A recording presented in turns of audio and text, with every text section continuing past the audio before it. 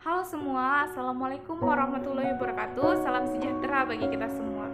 Perkenalkan, nama saya Nurjihan Ramadona dengan nomor induk mahasiswa 1905091010, program studi administrasi bisnis Politeknik Negeri Medan. Di sini saya akan menjawab beberapa pertanyaan yang berkaitan dengan komunikasi sebagai pemenuhan tugas di mata kuliah komunikasi bisnis. Langsung saja saya akan menjawab pertanyaannya. Pertanyaan yang pertama yaitu apa itu komunikasi dan bagaimana proses terjadinya komunikasi. Untuk pengertian komunikasi itu sendiri adalah proses penyampaian pesan atau informasi dari satu pihak ke pihak lainnya dengan menggunakan media atau sistem tertentu. Sedangkan proses terjadinya komunikasi itu terjadi ketika komunikator atau sender mengirimkan pesan atau informasi dengan menggunakan media, kemudian pesan tersebut akan diterima oleh komunikan atau receiver. Tahapan selanjutnya yaitu receiver atau komunikan akan memberikan respon atau feedback atas pesan tersebut. Di dalam proses komunikasi ini juga terdapat proses encoding dan decoding. Proses encoding itu sendiri adalah proses berpikir seorang komunikator sebelum menyampaikan sebuah pesan atau informasi. Sedangkan proses decoding adalah proses penafsiran pesan yang dilakukan oleh komunikan setelah komunikator menyampaikan pesan tersebut. Dan di dalam proses komunikasi tersebut pastinya akan terjadi hambatan atau gangguan yang akan menentukan atau mempengaruhi kesuksesan sebuah komunikasi. Dan selanjutnya saya akan menjawab pertanyaan yang kedua. Pertanyaan yang kedua yaitu jelaskan kriteria apa saja yang harus dimiliki komunikator dan komunikan. Jelaskan dan berikan contohnya. Seorang komunikator dan komunikan harus memiliki 5 kriteria yang sama.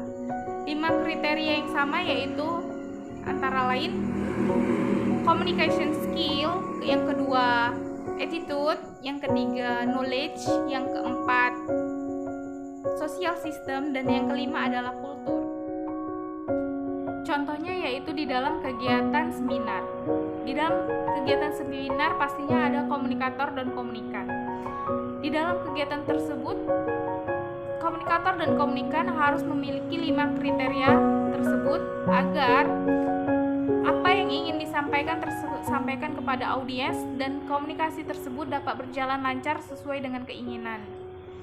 Dan selanjutnya kita akan masuk ke pertanyaan yang ketiga. Pertanyaan ketiga yaitu apa itu komunikasi verbal dan apa itu komunikasi nonverbal. Komunikasi verbal adalah komunikasi yang dilakukan secara langsung maupun secara tidak langsung, baik secara tertulis dan tidak tertulis. Sedangkan komunikasi nonverbal adalah komunikasi yang tidak dilakukan dengan menggunakan kata-kata atau huruf-huruf, baik secara tulisan maupun secara lisan. Nah, tetapi komunikasi nonverbal ini menggunakan simbol-simbol, gerak tubuh, ekspresi wajah, dan isyarat-isyarat tertentu. Dan selanjutnya saya akan menjawab pertanyaan yang keempat sekaligus pertanyaan yang terakhir. Pertanyaan yang terakhir ini yaitu berikan 2 contoh perbedaan budaya yang bisa terjadi di dalam komunikasi nonverbal, khususnya di dalam dunia bisnis.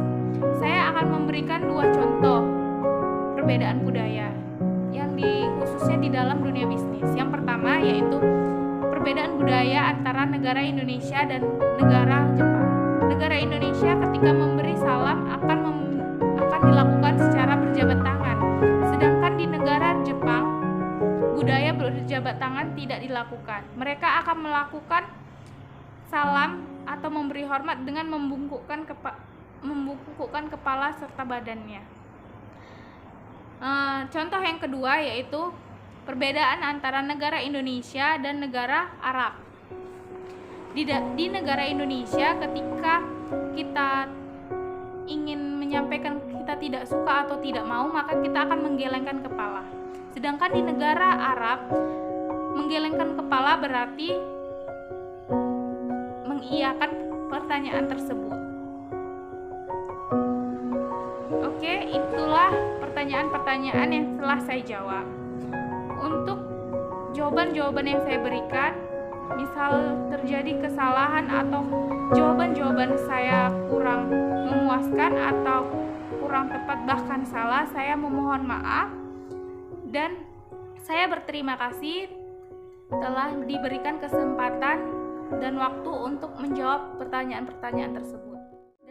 Dan akhir kata saya ucapkan terima kasih.